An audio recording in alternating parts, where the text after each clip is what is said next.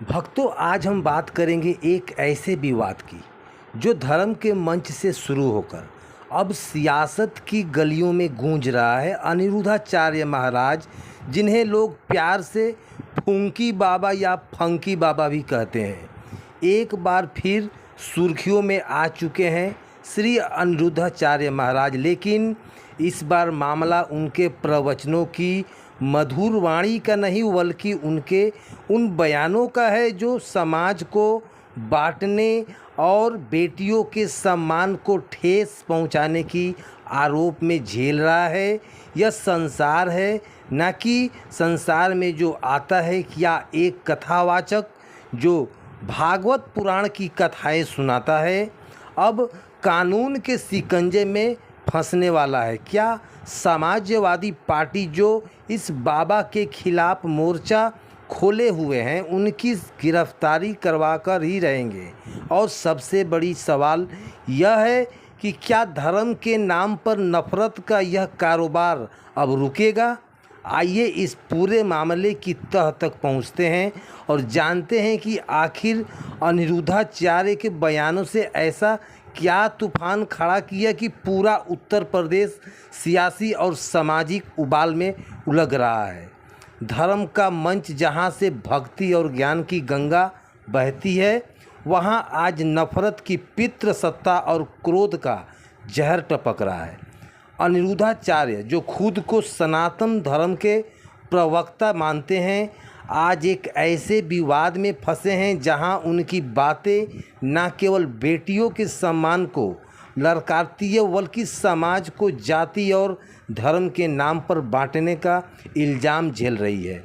उनके एक बयान ने उनमें जिन्होंने 25 साल की बेटियों को 4 जगह मुंह मार चुकी कहा है।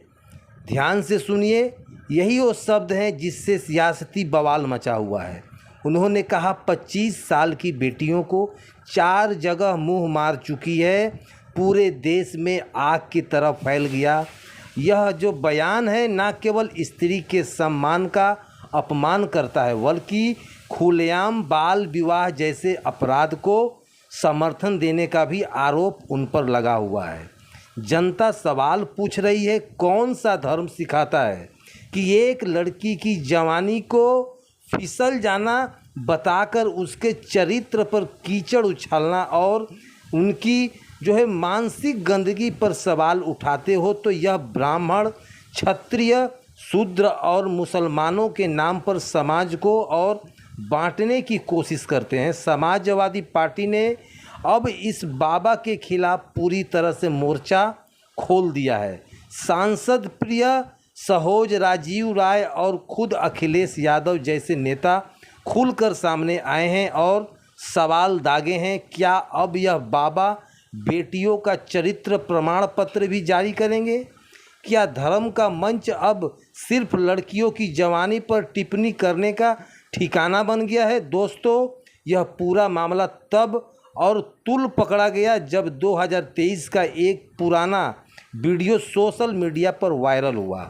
इस वीडियो में अखिलेश यादव और अनिरुद्धाचार्य के बीच सड़क किनारे हुई मुलाकात दिखाई देती है।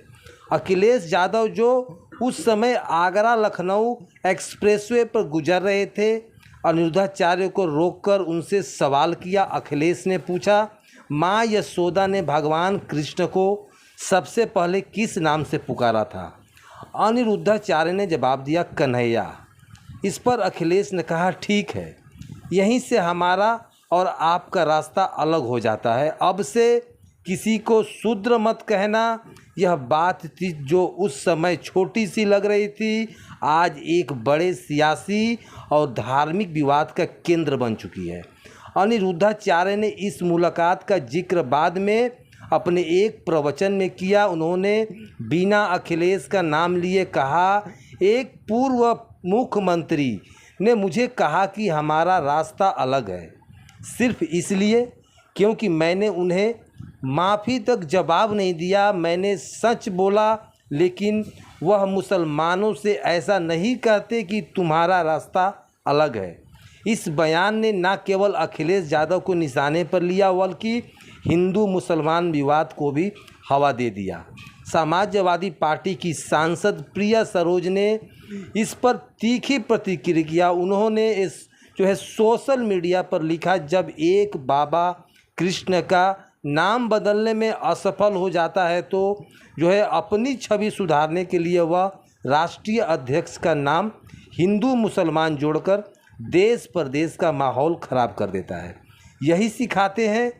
यह अपने प्रवचनों में अनिरुद्धाचार्य, जिसका असली नाम अनिरुद्ध राम तिवारी है, 27 सितंबर 1989 को मध्य प्रदेश में जब्बलपुर में पैदा हुए।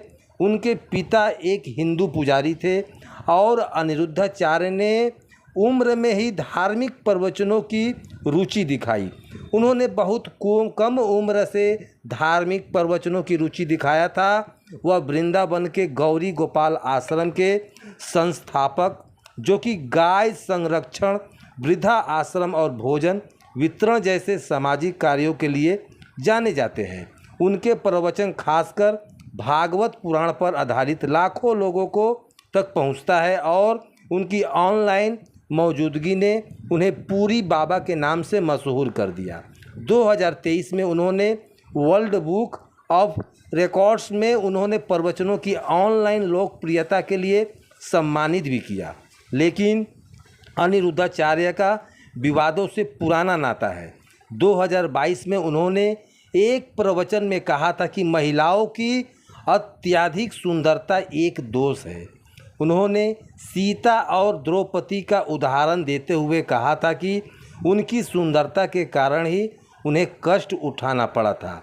इस बयान की खूब आलोचना हुई और इसे महिलाओं के प्रति अपमानजनक और पीड़ा को दोष देने वाला माना गया।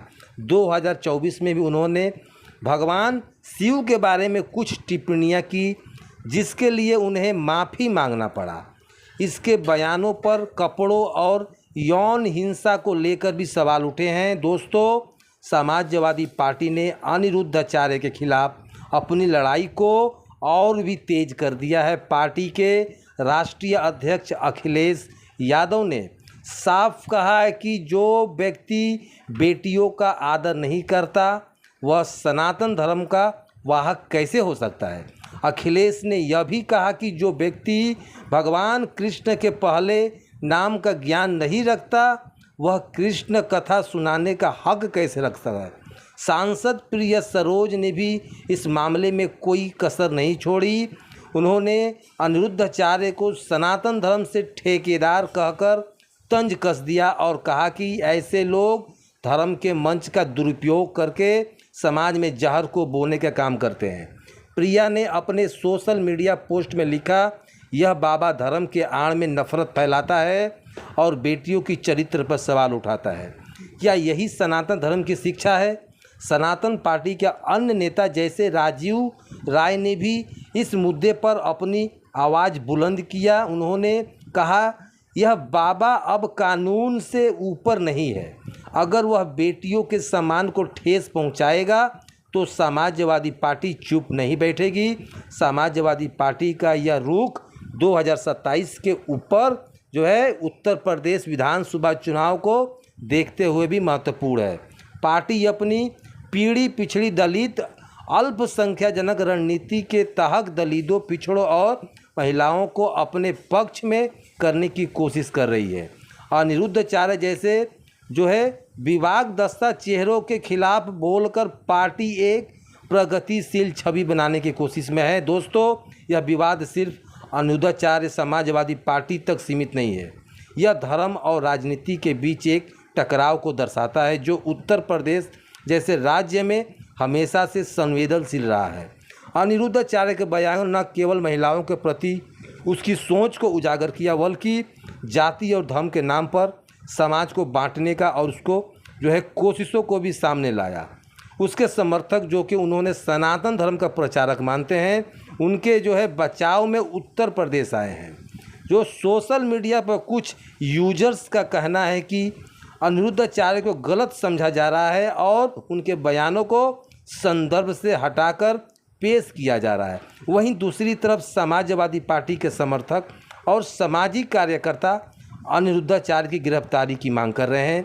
एक यूजर ने सोशल मीडिया पर लिखा, इस बाबा ने पूरी भारतीय नारी समाज का अपमान किया है। क्या देश में कानून का इकबाल बचा है? कोई कोर्ट और महिला आयोग और तुरंत संज्ञान लेना चाहिए। अब सवाल यह है कि क्या अनिरुद्धाचार्य के खिलाफ कोई कानूनी कार्रवाई होगी?